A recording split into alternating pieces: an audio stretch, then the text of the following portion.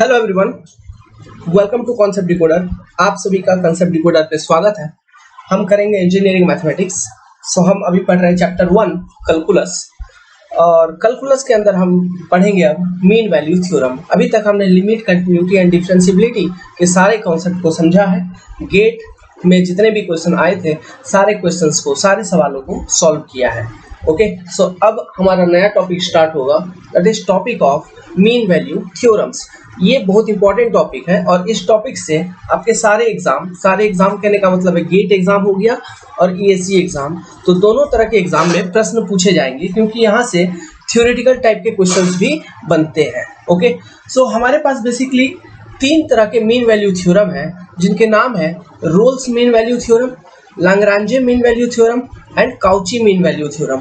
तीनों का तीनों मीन वैल्यू थ्योरम काफी इंपॉर्टेंट है। ओके, ये सारा आपको अगर याद होगा तो हम लोगों ने बचपन में, जब हम +2 में थे, 10th में थे, तो उन दौरान भी हमको इन सब चीजों का सामना करना पड़ा था। ओके, तो ये IIT जेई में भी यहाँ से सवाल पूछे जाते हैं। ठीक है, तो हम चलिए सबसे पहला मीन वैल्यू थ्योरम को समझते हैं, which is your Rolle's mean value theorem. Rolle's mean value theorem कहता है कि let a function f of x, ये जो फंक्शन f of x है, it is function of basically single variable. Function of single variable कहने का मतलब है आपका ये हो सकता है x² + 2, ओके, या फिर हो सकता है x3 + 1 + x², इस तरह का। मतलब जो आपका यहाँ पे वेरिएबल होगा वो कोई एक होगा, जैसे कि ये जो फंक्शंस पे लिख रहा हूँ, यहाँ पे मेरा जो वेरिएबल है ये है in terms of x। Okay, so इस तरह के फंक्शंस जो होंगे वो होंगे फंक्शंस ऑफ सिंगल वेरिएबल। तो रोल्स मीन वैल्यू थ्योरम के अकॉर्डिंग रोल्स का कहना है कि let a function f of x is defined in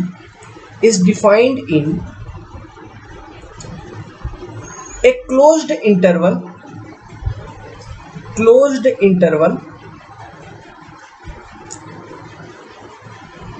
AB। Closed interval को इस तरह से स्क्वायर ब्रैकेट में लिखा जाता है a, b। सो ये कोई एक क्लोज्ड इंटरवल है। इस क्लोज्ड इंटरवल में एक कोई फंक्शन डिफाइंड है सच दैट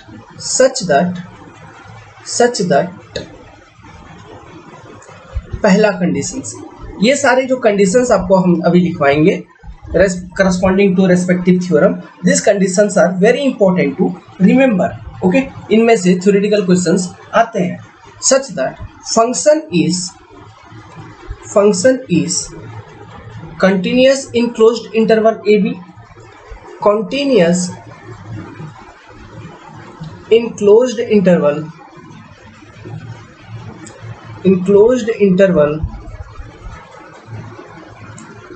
AB। अब ये function is continuous in closed interval AB का मतलब समझिए। हमने जब आपको continuity of a function check करने का जो कॉन्सेप्ट आपको समझाया था, तो उस समय आपको बताया था कि हम कैसे चेक करते हैं। तो एक बार मैं यहाँ पे आपको दोबारा रिवाइज करवा देता हूँ। ये क्लोज्ड इंटरवल का मतलब क्या हुआ कि लेट्स सपोज एक कोई इंटरवल है I, ठीक है, जिसका रेंज है, यहाँ पे A है point A and this is your point B। So function is continuous in closed interval कहने का मतलब है कि जो आपका फंक्शन है f of x, it must be continuous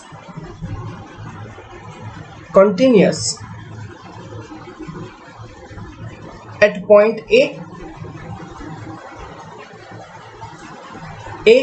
and at point B and between all other points and between all points within interval। मतलब समझिए, यहाँ जो हमने अभी जो बात लिखा इसका मतलब समझिए। Function is continuous at A, मतलब ये जो फंक्शन f of x, ये पॉइंट A पर भी कंटिन्यूअस होना चाहिए, पॉइंट B पर भी कंटिन्यूअस होना चाहिए। इसके अतिरिक्त ए और बी के बीच में ये जो इंटरवल है, आप कोई भी एक पॉइंट्स कंसिडर कर लो, इनके बीच में इनफाइनाइट नंबर ऑफ पॉइंट्स हो सकते हैं, बहुत सारे पॉइंट्स होंगे, है ना, बहुत सारे पॉइंट्स होंगे, इनफाइनाइट, अच्छा इंटरवल दिया है तो फाइनाइट नंबर ऑफ पॉइंट्स होंगे, लेकिन बहुत सारे हो सकते हैं। ओके, मतलब अभी फॉर एग्जांपल 1 से लेके 100 के बीच में कोई भी पॉइंट हो सकता है, 1.1, 1.01, 1.001, है ना, बहुत सारे ऐसे पॉइंट्स हो सकते हैं। सो इन सारे पॉइंट्स पर भी ये फंक्शन आपका कंटिन्यूअस है। ओके, इसका मतलब हुआ कि function is continuous in closed interval A B. अगर ऐसा कहता कि function is continuous in open interval A B, तो इसका मतलब ये होता कि ये कोई जरूरी नहीं है कि फंक्शन जो है आपका पॉइंट ए पर और पॉइंट बी पर भी कंटिन्यूअस होना चाहिए था, अगर ओपन इंटरवल कहा होता तो। लेकिन ए और बी के अंदर में जितने भी पॉइंट्स हैं वो सारे पॉइंट्स पर कंटिन्यूअस होना चाहिए। इसको एक एग्जांपल लेके समझते हैं। फॉर एग्जांपल कोई एक मेरा फंक्शन है एफ ऑफ एक्स, और मैं कह रहा हूँ कि इसको डिफाइन किया हूँ एक इंटरवल में 2 से लेके 4 के बीच का इंटरवल है, ठीक है। तो यहाँ पे 2 हो गया ए, 4 हो गया आपका बी। अब मैं कह रहा हूँ जैसे कि फंक्शन मस्ट बी कंटिन्यूअस, ये जो फंक्शन एफ ऑफ एक्स है, ओके, जैसे कि x है, let's suppose F of X equal to x, तो मैं कह रहा हूँ कि function is defined in closed interval. तो और क्लोज्ड इंटरवल में ये कंटिन्यूअस होने का क्या मतलब है कि this function F of X must be continuous eight 2, F of X must be continuous eight 4 also, and आप जितने भी पॉइंट्स लेंगे, जैसे कि 2 के बाद कौन सा पॉइंट होगा, 2.00001, 2.001, 2.01, है ना, 2.1, ओके, 2.2, 2.125, ऐसे बहुत सारे अनंत डिफरेंट पॉइंट्स आप कंसिडर कर सकते हो कि नहीं। तो इन सारे पॉइंट्स पर आपका फंक्शन कंटिन्यूअस होना चाहिए, इंक्लूडिंग पॉइंट 2 and 4। इसका मतलब होता है कि function is continuous in your closed interval, समझे। अब ओपन इंटरवल का बात करता तो इसमें ये वाली खत्म हो जाती, मतलब ये कोई जरूरी नहीं था कि function F of x is continuous at 2 and function F of x is must be continuous eight 4। It is not necessary अगर ओपन इंटरवल का बात करता तो, ओपन इंटरवल का। लेकिन 2 और 4 के बीच में जितने भी सारे पॉइंट्स हैं, वो सारे पॉइंट्स में से किसी भी एक पॉइंट को अगर मैं कंसिडर कर लूं तो उस पॉइंट पे आपका फंक्शन जो है कंटिन्यूअस होना चाहिए, उस पॉइंट पे आपका फंक्शन जो है कंटिन्यूअस होना चाहिए, ठीक है। तो ये चीज होती है।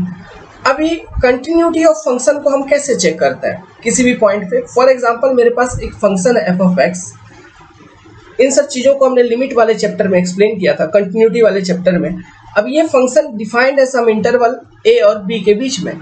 अभी लेट्स सपोज इस इंटरवल में और एक कोई पॉइंट है डी, ठीक है, मैंने एक पॉइंट सिलेक्ट किया डी। अब इस पॉइंट पर ये function F of x continuous है या नहीं है, ये पता लगाने के लिए हम क्या करेंगे, ये पता लगाने का जो कॉन्सेप्ट है, बेसिक कॉन्सेप्ट मेरा ये है कि corresponding to that point D हम लिमिट लेंगे फंक्शन का। Limit when your X tends to D from left hand, मतलब minus side, F of X must be equal to limit when your X tends to D from plus side, F of X, ठीक है, must be equal to F of D. अगर ये condition satisfy होता है, if this condition is satisfy, then we say that your function is continuous. अगर ये condition satisfy नहीं होता है, then we say our function is not continuous. Okay, so I hope कि अब आपने समझ लिया कि क्लोज्ड इंटरवल और ओपन इंटरवल में कंटिन्यूअस होने का क्या मतलब है। उसी तरह से क्लोज्ड इंटरवल और ओपन इंटरवल में डिफरेंशिएबल होने का भी क्या मतलब होगा, सेम मतलब निकालेंगे। अगर हमको कह रहा है कि क्लोज्ड इंटरवल में डिफरेंशिएबल है कोई एक फंक्शन, मतलब पॉइंट ए पर भी उसका डेरिवेटिव निकलेगा, पॉइंट बी पर भी निकलेगा, और पॉइंट ए और बी के बीच में जितने भी सारे पॉइंट्स होंगे उन पॉइंट्स पर भी आप उसका डेरिवेटिव निकाल पाओगे। तो इसका मतलब हुआ कि वो it is differentiable in closed interval. लेकिन अगर सेम टाइम पे ओपन इंटरवल का बात किया होता तो कोई जरूरी नहीं है कि वो फंक्शन का डेरिवेटिव पॉइंट ए पर भी निकले और पॉइंट बी पर भी निकले, लेकिन ए और बी के अंदर में जितने भी सारे पॉइंट्स हैं उन पॉइंट्स पे उनका डेरिवेटिव निकलना चाहिए। अब डिफरेंशिएबिलिटी का कॉन्सेप्ट क्या है, ये सारे हमने वीडियो लेक्चर में आगे हमने समझाया था, लिमिट, कंटिन्यूटी एंड डिफरेंशिएबिलिटी वाले टॉपिक को जब हम एक्सप्लेन कर रहे थे वहां पर। ठीक है, सो होप कि आपने रोल्स थ्योरम का पहला स्टेटमेंट आपने समझा कि ये जो फंक्शन है मेरा वो क्या है। ठीक है, तो वो फंक्शन जो रोल्स ने कहा कि it is defined in a closed interval A B such that, पहला point, function is continuous in closed interval A B. Second point, function is differentiable in, function is differentiable in, differentiable in open interval AB, open interval AB। तो open interval को हम just normal इस तरह के bracket में represent करते हैं, open interval AB। तीसरा पॉइंट और इम्पोर्टेंट पॉइंट, और कहता है कि जो आपका फंक्शन है वो कुछ ऐसा होना चाहिए कि एफ ऑफ ए यदि आप निकाल रहे हैं ये बराबर हो जाना चाहिए एफ ऑफ बी का, अगर आप निकालेंगे तो ये दोनों वैल्यू बराबर होना चाहिए। तो ये तीन कंडीशन रोल्स ने इस फंक्शन के बारे में कंसिडर किया है। ठीक है, अब हम कहता है कि अगर ये तीन कंडीशंस, रोल्स का जो ये तीन कंडीशंस है, अगर ये कंडीशंस सारे सेटिस्फाई हो रहे हैं, if above condition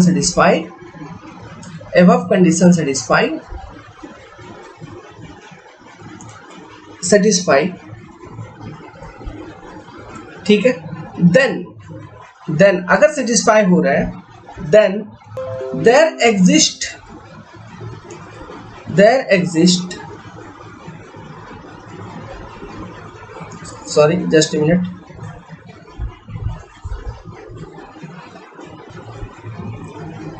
there exists a point C, there exists a point C, ऐसा लिखिए, point C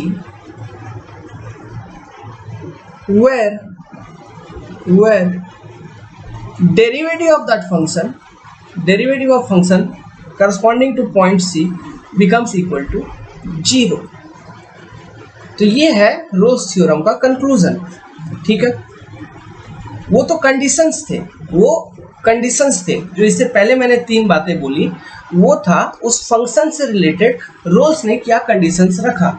अगर वो सारे कंडीशंस सेटिस्फाई हो रहे हैं तो रोल्स कहता है कि अगर आप उस फंक्शन का फर्स्ट डेरिवेटिव निकालोगे,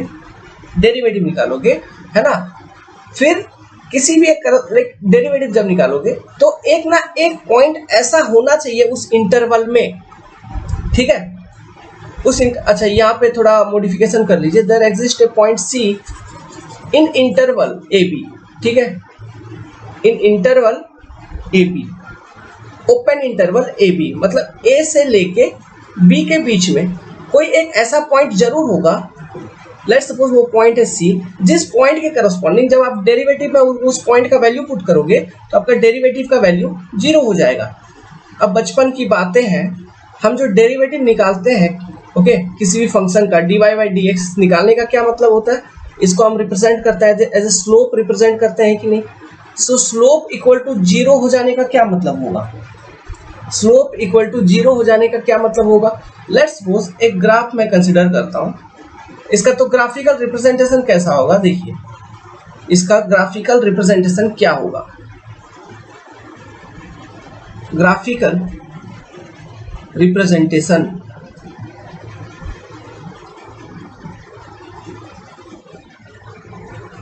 what will be the graphical representation. So let's suppose कि हमारे पास कोई एक फंक्शन था, ठीक है, उसका मैंने ग्राफिकल रिप्रेजेंटेशन प्लॉट किया अकॉर्डिंग टू रोल्स थ्योरम। तो according to Rolle's theorem, let's suppose मेरा इंटरवल है यहाँ पे, ये पॉइंट ए और ये है point B. So according to Rolle's theorem जो फंक्शन है उसका f of A must be equal to F of B, है ना। तो ये चीज ये सेटिस्फाई हो रहा है मान लो। तो इसको हम प्लॉट करेंगे तो ऐसा हम इस तरह से एक फंक्शन का ऐसा कुछ वेरिएशन हो गया। तो यहाँ पे आप देख पा रहे हो it is your f of A okay and this is your f of B. तो दोनों का वैल्यू लगभग सेम है कि नहीं, दोनों का वैल्यू सेम है। तो अब कहता है रोल्स क्या कहता है, ये आपका फंक्शन का variation with respect to X, ये आपका वाई एक्सिस, ठीक है, या फिर इस y इक्वल टू क्या है वाई एक्सिस, या फिर वाई एक्सिस के अलावा आप फंक्शन का वैल्यू को रिप्रेजेंट कर रहे हो, जैसे F of A, F of B, इन सब चीजों को। Okay, so this is your Y axis जिसमें आप फंक्शन का वैल्यू को रिप्रेजेंट कर रहे हैं, and this is your x axis जिसके अबाउट आपका फंक्शन वेरिएबल है, ठीक है, जिसके अबाउट आपका फंक्शन का वैल्यू चेंज हो रहा है। तो रोल्स के अकॉर्डिंग क्या कहना था उनका कि there exist a point C where derivative of that function zero. तो अगर इसका मैं डेरिवेटिव लूंगा, ये फंक्शन एफ ऑफ डैश का डेरिवेटिव लूंगा, मतलब एफ डैश एक्स लूंगा, तो ये मेरे को अल्टीमेटली क्या रिप्रेजेंट करेगा, स्लोप ऑफ दैट फंक्शन, है ना, उसका जो ये जो ग्राफ बनेगा, जो कर्व बनेगा, उसका स्लोप यही रिप्रेजेंट कर रहा होगा। तो there must exist a point C जहां पर स्लोप जीरो होना चाहिए, एक ना एक पॉइंट जरूर एग्जिस्ट करेगा। तो यहाँ पे देखिए, जैसे कि यहाँ पे अगर मैं बात करूं तो ये मेरा पॉइंट सी हो जाएगा ए और बी इंटरवल के बीच में, जहां पर मेरा स्लोप जो है फंक्शन का dy बाई डी एक्स मेरा क्या हो जाएगा, it will be zero. That is ये, और ये जो लाइन है ये क्या है, टेंजेंट है ना, ये उस पॉइंट के करस्पॉन्डिंग टेंजेंट लाइन है, and this is parallel to X axis की नहीं, समझे क्या, and it is parallel to X axis. और इस पॉइंट पे, ये जो टेंजेंट वाला पॉइंट है, यहाँ पे अगर हम डेरिवेटिव निकालेंगे एफ डैश एक्स, ओके, तो ये डेरिवेटिव आपका जीरो मिलेगा। यही आपका रोल्स थ्योरम का कंक्लूजन है, ओके, कि इस पॉइंट पर अगर हम डेरिवेटिव निकालेंगे तो उसका डेरिवेटिव जो होगा जीरो होगा, ओके, एट टेंजेंट पॉइंट, समझ में आया। तो at tangent point always your derivative is zero, okay. So एक नोट बना के लिख लीजिए, अगर इसको नोट बनाना है लिखिए नोट कि at tangent points always derivative is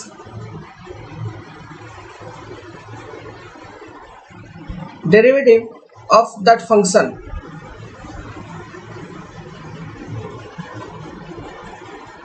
is zero.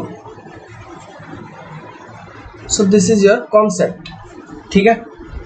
तो आई होप कि आपको रोल्स थ्योरम समझ में आया, ठीक है।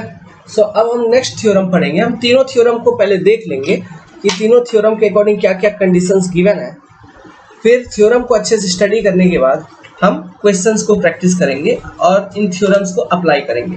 तो ये थ्योरम्स ज़्यादा बड़ा नहीं है, क्योंकि आपने रोल्स थ्योरम को समझ लिया। अब Lagrange mean value theorem and Cauchy mean value theorem भी समझने में आपको काफ़ी आसानी होगी। Lagrange mean value theorem, Lagrange mean value theorem को फर्स्ट मीन वैल्यू थ्योरम भी कहा जाता है। इसको फर्स्ट मीन वैल्यू थ्योरम क्यों कहा जाता है, इसका जानकारी आपको आगे चल के मिलेगा। So according to this theorem लिखिए, let a function F of X be defined in closed interval A B such that, पहला point, it is continuous in closed interval A B. अब हमको समझाने की आवश्यकता नहीं पड़ेगी कि कंटिन्यूअस ऑफ ए फंक्शन होने का क्या मतलब होता है, इसे पहले वाले में समझा दिया था।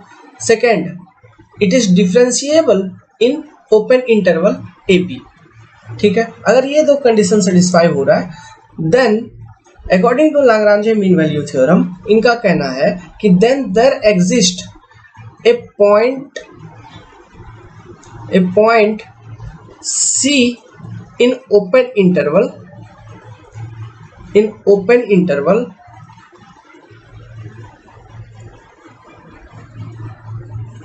a comma b where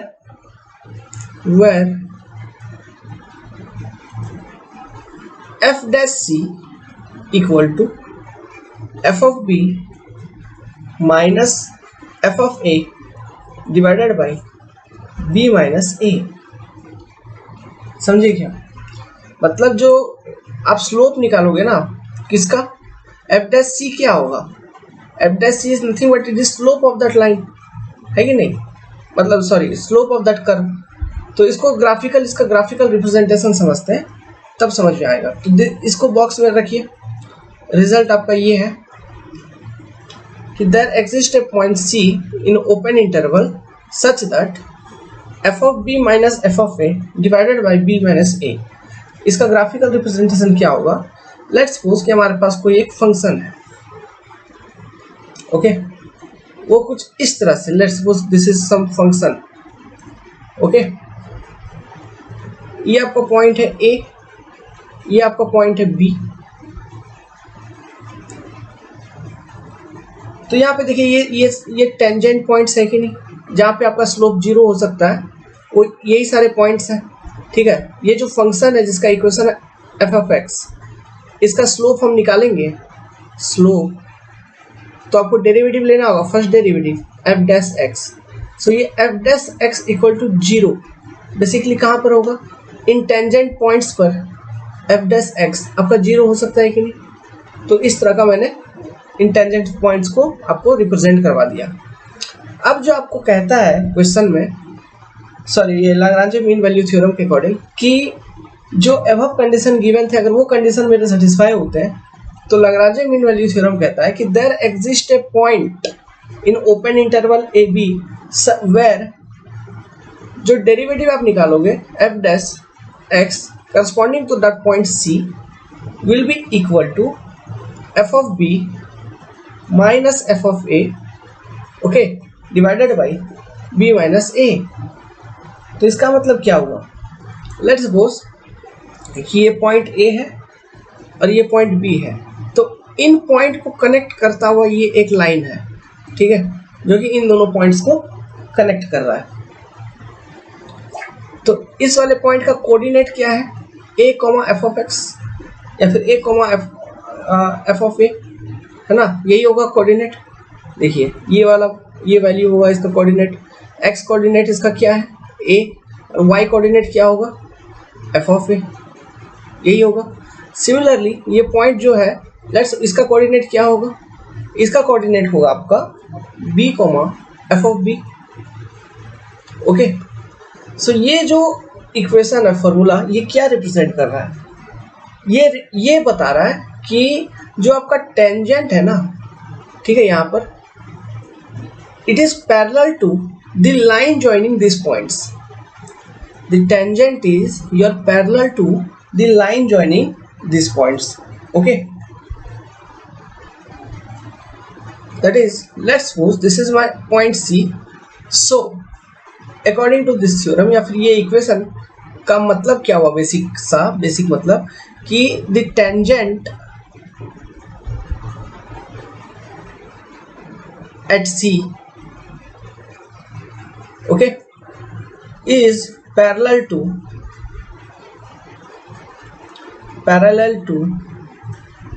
the line joining end point। यही मतलब हो गया क्या, इसका और डिटेल मतलब क्या हुआ, इसका और डिटेल मतलब ये हुआ कि ये जो पॉइंट है सी, जिस पॉइंट के करस्पॉन्डिंग आपने टेंजेंट जो ये ड्रॉ किया है, इसका स्लोप, ठीक है, और ये जो पॉइंट ए और पॉइंट बी को कनेक्ट करता हुआ जो आपने स्ट्रेट लाइन एक ड्रॉ किया, लीनियर जो लाइन ड्रॉ किया, इसका स्लोप इक्वल है, इक्वल स्लोप। यही मतलब हुआ क्या बेसिक सा, ओके। सो हमें मिला F dash C equal to F of B minus F of A by B minus A, हमें मिला ये इक्वेशन मिला। नाउ लेट्स सपोज कि जो आपका रोल्स थ्योरम था, रोल्स मीन वैल्यू थ्योरम, वहां पे जो तीसरा कंडीशन था वो क्या था, f of A equal to F of B. अगर हम कहेंगे कि रोल्स का तीसरा कंडीशन वैलिड है इन लाग्रांजे थ्योरम, रोल्स का तीसरा कंडीशन को हम अगर लाग्रांजे थ्योरम में यूज करेंगे तो एफ डैश सी का मेरा वैल्यू क्या हो जाएगा, 0 हो जाएगा क्या। तो एफ डैश सी का वैल्यू 0 हो गया, मतलब गौर करने वाली बात है कि आपका लाग्रांजे मीन वैल्यू थ्योरम जो है, ठीक है, ये हो जाता है क्या, ये हो जाता है Rolle's theorem, Rolle's MVT mean value theorem. Okay, if F of A equal to F of B, इसलिए इसको first type of mean value theorem कहा जाता है, क्योंकि because it reduces to Rolle's mean value theorem under a specific condition. समझ में आया, इसलिए इसको first type of mean value theorem कहा जाता है। सो एग्जाम में कभी कभी लाग्रांजे ना पूछ के आपको first type of, according to first type of mean value theorem, तो हमने फर्स्ट तो आपको यहाँ पे रोल्स मीन वैल्यू थ्योरम पढ़ा दिया, तो आप कंफ्यूज हो जाओगे। So don't to be confuse होने की कोई आवश्यकता नहीं है। First type of mean value theorem is called as Lagrange mean value theorem. इसको क्यों ऐसा फर्स्ट टाइप कहा जाता है, क्योंकि इसका जो रिजल्ट है, इसका रिजल्ट में अंडर ए स्पेसिफिक कंडीशन जैसे कि if f of a is equal to f of b, then under such situation Lagrange mean value theorem reduces to Rolle's mean value theorem, hence it is called as first type of mean value theorem। तो ये था आपका Lagrange mean value theorem। अब हम देखेंगे Cauchy mean value theorem के concept. Cauchy mean value theorem का जो कॉन्सेप्ट है, अभी तक हमने देखा ये जो दो मीन वैल्यू थ्योरम थे, इसमें हमने देखा कोई एक फंक्शन का बात ये कर रहा था, एफ ऑफ एक्स, लेकिन अब काउची ने थोड़ा और एडवांस दे दिया, इन्होंने दो अलग अलग फंक्शन का बात किया, लीनियर वेरिएबल के, मतलब functions of linear variable only, लेकिन वो दो अलग अलग फंक्शंस हैं। जैसे कि कोई साइन एक्स है, दूसरा टेन एक्स है, तो साइन एक्स टेन एक्स दोनों अलग अलग फंक्शन है कि नहीं, कोई एक्स स्क्वायर है, कोई साइन एक्स स्क्वायर है, समझ रहे हो, दोनों अलग अलग फंक्शंस है कि नहीं, लेकिन variable of single parameter only, है ना। तो ये चीज है। According to Cauchy mean value theorem, let f and g be two functions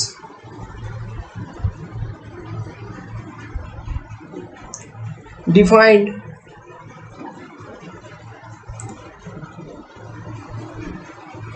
in closed interval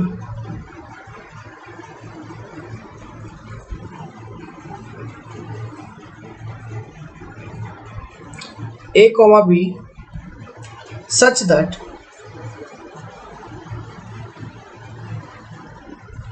पहला point f comma g are continuous, ये दोनों कॉन्टिन्यूअस है क्लोज्ड इंटरवल में। In closed interval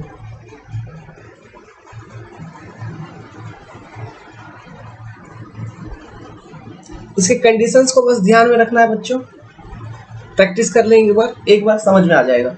second thing, f and g are differentiable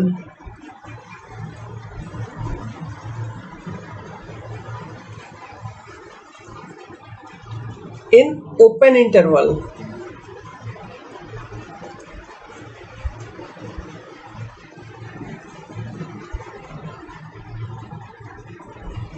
A B. So देखिए अभी तक जो तीनों थ्योरम हम देख रहे हैं, वहां पे जो मेन कंडीशंस बन रहे हैं, ओके, मेन कंडीशंस यही बन रहे हैं कि जो आपका क्लोज्ड इंटरवल है उसमें कंटिन्यूअस होना चाहिए और ओपन इंटरवल में डिफरेंशिएबल होना चाहिए, ठीक है। अब यहाँ पे काउची मीन वैल्यू थ्योरम में तीसरा कंडीशन ये है कि derivative of G dash should not be zero, ये इसका डेरिवेटिव कभी भी जीरो नहीं होना चाहिए। तो ये आपका तीसरा कंडीशन है, ओके। नाउ तो there exist,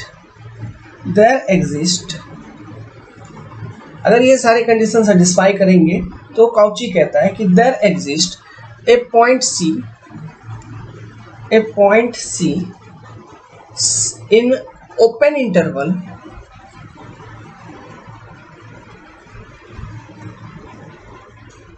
AB such that, अच्छा ये जो स्टेटमेंट है ना, ये देखिए इससे पहले मैंने लिखवाया कि नहीं, ये हर एक के लिए वैलिड है ना, हर एक में इसी तरह से लिखा जाएगा, मतलब लाग्रांजे में भी और इसमें रोल्स मीन वैल्यू थ्योरम में भी। Okay, there exist a point C in open interval A B such that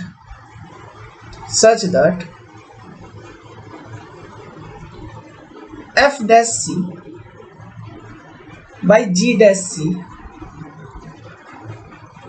मतलब derivative of that function f of x at point c by derivative of function at point c of function g at point c will be equal to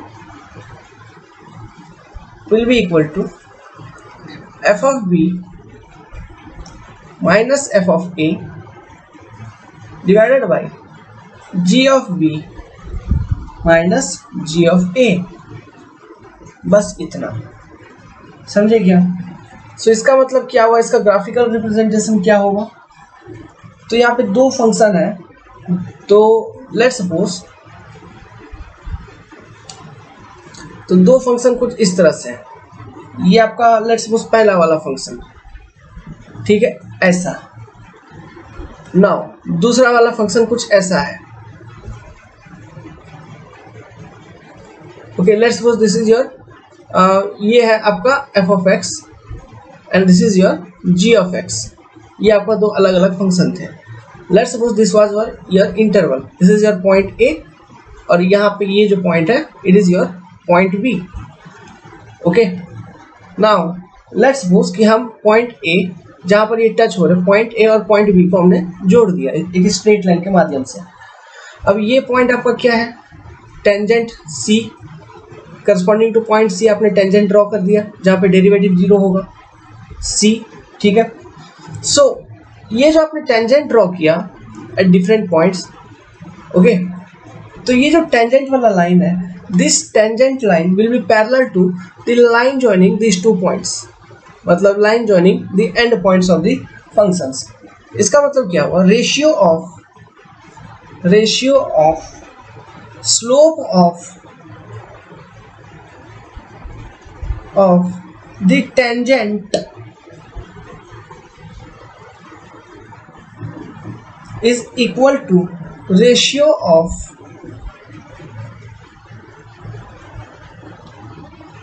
the slope of is equal to ratio of the line joining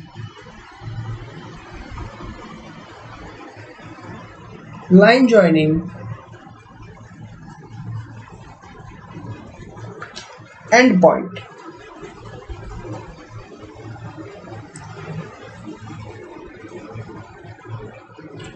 okay, ये ratio of क्या, ratio of slope है ना, ठीक है।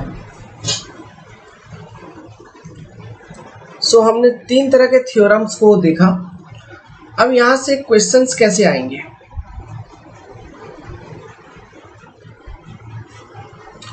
पहला applicability of theorem,